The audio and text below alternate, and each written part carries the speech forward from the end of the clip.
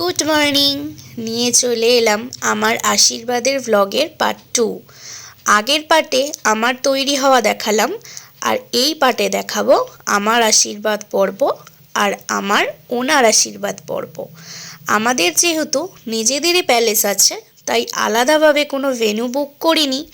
গিয়ে দেখি কি অপূর্ব সাজিয়েছে। যদিও একটা ভুল হয়ে গেছিল, কিছুক্ষণের জন্য একটু লোডশেডিং হয়েছিল। আমার বাপি মা আমাকে আশীর্বাদ করে নিল, তারপরেই আমার শ্বশুরমশাই শাশুড়ি মা আশীর্বাদ করে নিল। এখন আমাকে আশীর্বাদ করছে আমার বরের ছোট মামি দিদা। তো আমারও ছোট মামি দিদা হবে। এই প্রথম সবার সাথে আলাপ হয়ে কিন্তু আমার খুবই ভালো লেগেছে। ওদিকে আমাদের সকল গুরুজনেরা আমাদের মন প্রাণ ভরে আশীর্বাদ করছিল।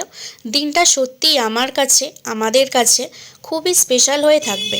পরবর্তী পার্ট আসছে, তোমরা একটু অপেক্ষা করো। টাটা।